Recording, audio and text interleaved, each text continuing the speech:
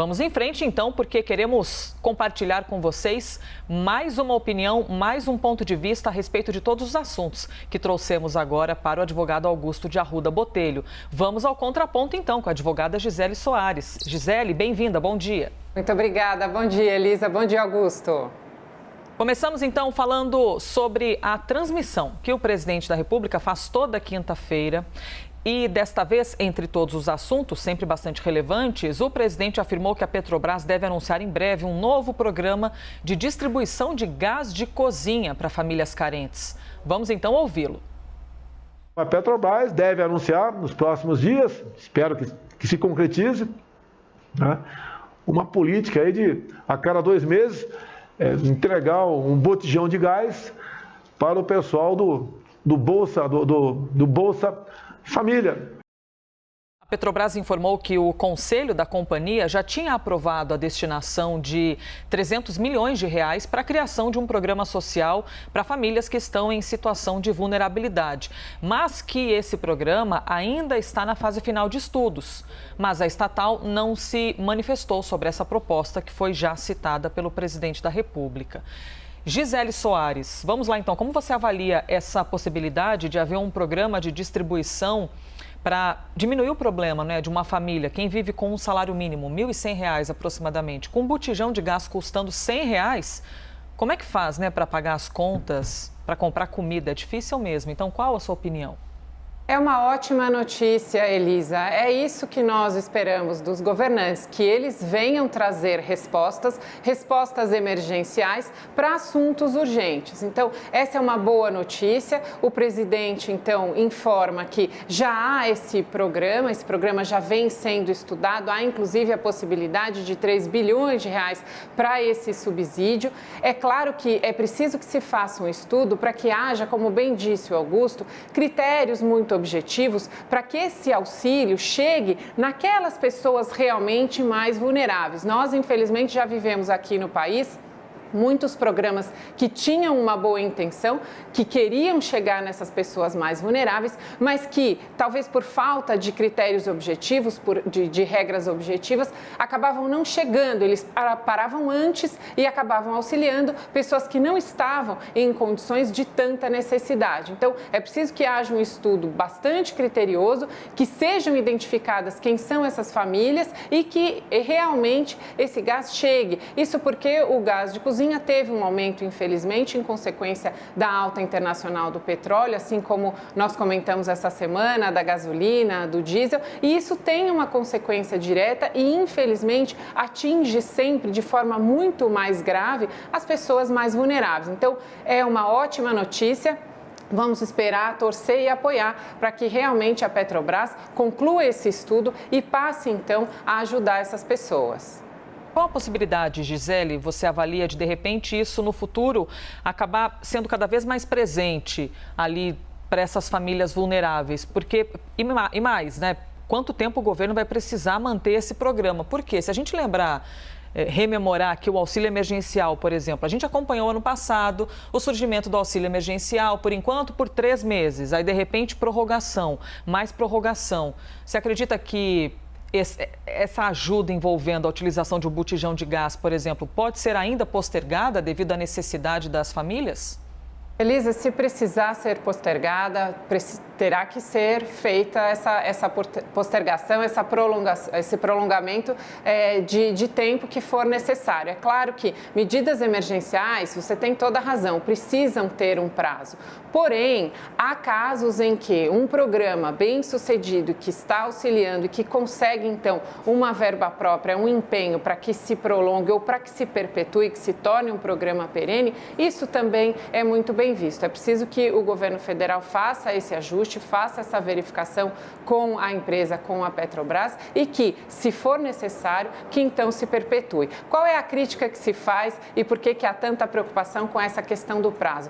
Uma questão financeira e também a questão política. Há sempre muita crítica ao governo federal que todos esses programas de assistência às pessoas carentes se tornem programas populistas e aí, como teremos eleições no ano que vem, vem. Então, sempre há essa preocupação de que o governo não vá usar dessas medidas emergenciais e desses prolongamentos dessas medidas emergenciais como forma também de conseguir alavancar as suas pretensões eleitoreiras. Por falar em eleição, Gisele Soares, há um ano da eleição do ano que vem, a Câmara dos Deputados aprovou um projeto que dá o aval a 18 governadores que estão com as contas no vermelho e também em processo de renegociação das dívidas. Esse projeto dá o aval para que eles possam fazer investimentos sem respeitar o teto de gastos. Pelo projeto aprovado, os governantes não precisarão, por exemplo, respeitar o teto de gastos em algumas situações específicas, mas em todos os casos o dinheiro vem dos cofres da União. O vice-presidente da Câmara vê incoerência do Planalto em apoiar o texto e, ao mesmo tempo, se opor a pagar os precatórios devidos aos estados fora do teto de gastos. Vamos ouvi-lo. Qual é o efeito prático disso? Aumentar a capacidade de endividamento de estados que já estão em recuperação fiscal e vão poder contrair ainda mais dívidas. Isso é um precedente gravíssimo e é o Ministério da Economia cada vez mais abandonando as suas teses liberais e de austeridade fiscal. Falando de maneira assim, bem clara e objetiva, seria o Congresso dizendo, estados, vocês já estão endividados, mas a gente permite que vocês gastem um pouco mais. Como você avalia, Gisele? Tem sentido uma medida como essa, Elisa? Tem sentido flexibilizarmos leis boas como a lei de improbidade administrativa numa situação que vivemos atualmente em que há uma necessidade de uma preocupação de combate à corrupção, de combate aos excessos, de apoio à economia e às medidas econômicas para retomarmos o nosso crescimento?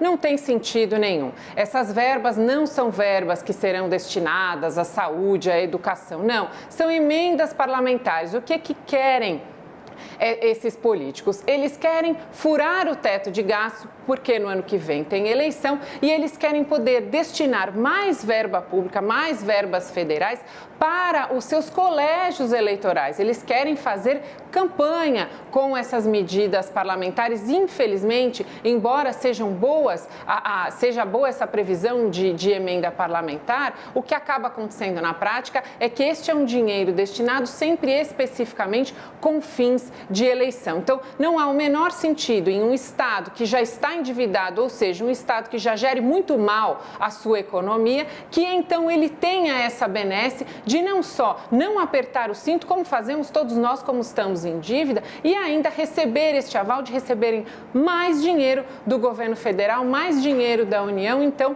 para que consigam mandar esse dinheiro para os estados com fins claramente eleitoreiros. Isso chama atenção para um aspecto muito importante de todos os brasileiros. Nós precisamos ser mais atentos ao legislativo, nós precisamos estar mais atentos quando vamos eleger os políticos do legislativo, ou seja, deputados, senadores, vereadores. Por quê? Porque são eles que estão ali fazendo as leis, elaborando essas leis horrorosas e autorizando esses absurdos como esse de furar o teto de gastos, e depois vão criticar que a economia vai mal. Onde está a contribuição desses políticos de verdade para que haja uma retomada efetiva da economia? Eu ia trazer essa dose de acidez, já que eu fiz a mesma coisa com o Augusto, não é, Gisele?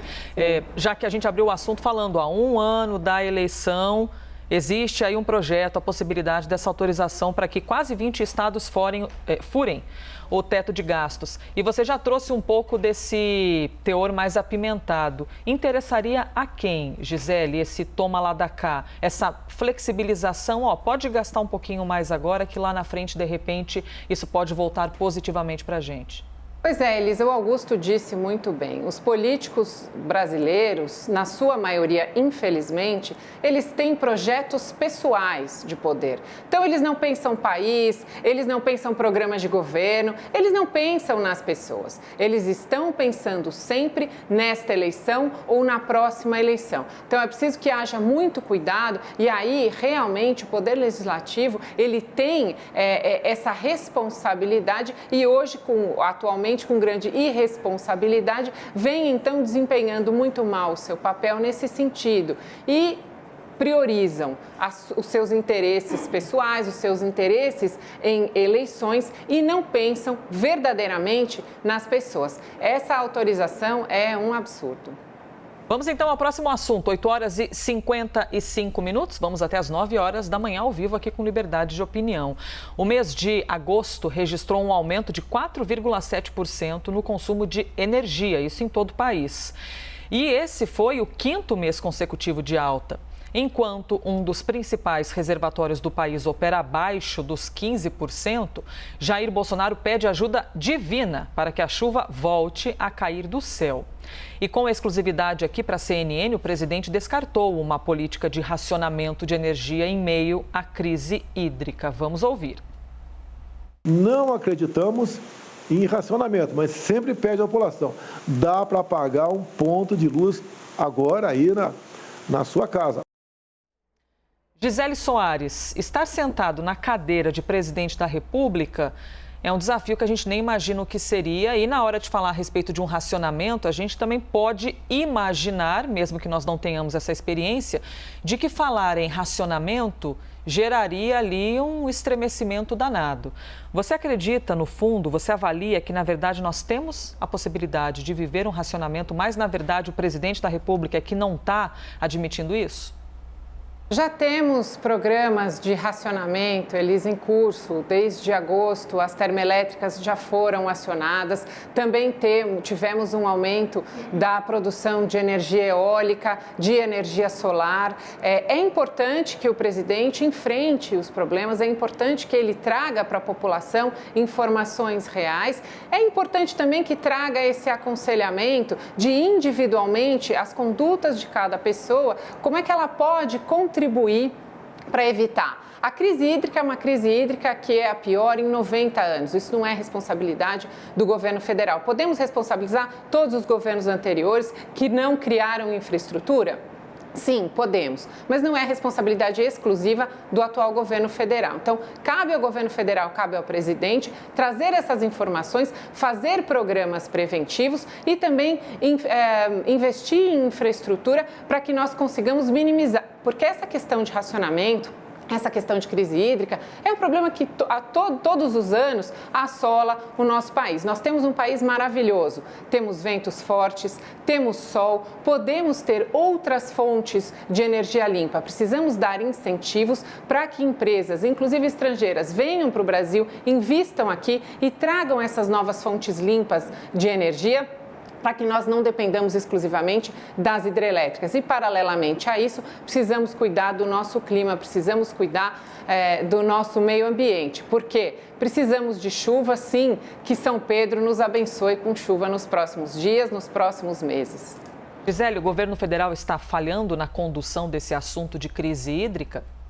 O governo federal faz todo o que é possível, precisa tomar medidas às vezes extremas e infelizmente pode acontecer de haver racionamento, houve inclusive aumento das tarifas por conta dessa necessidade de redução do consumo, houve até uma discussão se deveria voltar àquele sistema em que a gente atrasava 1 hora no relógio para que então houvesse uma economia de energia, um sistema que foi inclusive demonstrado que pelos especialistas que não tinha nenhuma eficiência, mas é preciso que o governo federal faça tudo o que é possível e traga essas informações e comunique corretamente à população para que então todos possamos nos engajar e que o governo federal, então, liderando essa crise, consiga trazer medidas efetivas para que, possivelmente, no ano que vem, não vivamos essa mesma situação. Agora, não podemos nos esquecer, infelizmente, é uma crise a pior dos últimos 90 anos, então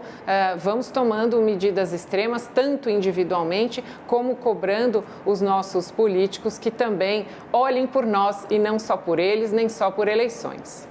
É o horário de verão, não é, Gisele? Que quando deixou de existir, causou ali uma discussão tremenda em cima de quem defende que ele é sim útil por outras inúmeras questões, inclusive qualidade de vida, enfim, outras pautas, e se ele é ou não eficaz na economia de energia. Discussão importante que sempre vai fazer parte aqui do Liberdade de Opinião. Gisele, obrigada, viu, por mais um dia. Muito obrigada. Bom final de semana.